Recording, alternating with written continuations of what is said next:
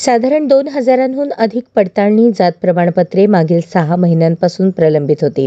11वी-12वीचा निकाल लागल्यानंतर जात पडताळणी प्रमाणपत्रासाठी जात पडताळणी प्रमाणपत्र समितीकडे विद्यार्थ्यांची गर्दी वाढली असून 9,000 अर्जांपैकी 6,000 दाखले वितरित केल्याची माहिती समिती अध्यक्ष मंजुषा मिस्कर यांनी दिली.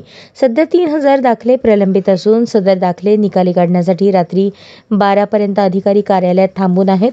प्रवेश प्रक्रिया अंतिम टप्प्यात असल्याने दाखले मिळवण्यासाठी विद्यार्थ्यांकडून पाठपुरावा सुरू आहे. अधिक माहिती देताना मंजुषा मिस्कर यांनी सांगितले, आम्ही प्राधान्यक्रम ठरवला आहे.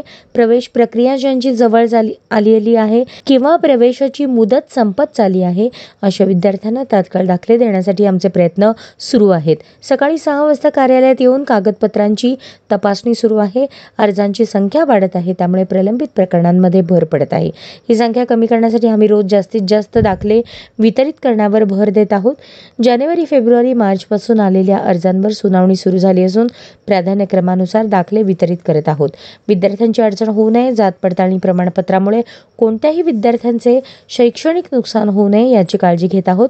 कधी रात्री 12पर्यंत काम सुरू आहे. गुरुवार 19 जून रोजी सकाळी 6 वाजता कार्यालयातून कामकाज सुरू झाले आहे. आता सध्या आपल्या सर्वांनाच जात पडताळणी शिक्षणासाठी व इतर कामकाजासाठी आवश्यक आहे. त्यामुळे प्रचंड अर्ज आमच्या कार्यालयाकडे येत आहेत. मी रुजू झाल्यानंतर जवळपास 9,000 जात पडताळणी दाखले प्रलंबित होते. त्यापैकी आमच्या दोन्ही सदस्य आणि मी अध्यक्ष असे आम्ही तिघांनी मिळून जवळपास 6,000 या मागच्या 2 महिन्यात आम्ही जात पडताळणी दाखले दिलेले आहेत. यापुढेही आम्ही याच पद्धतीने कामकाज करून जास्तीत जास्त जात पडताळणी दाखले देण्याचा प्रयत्न करणार आहोत.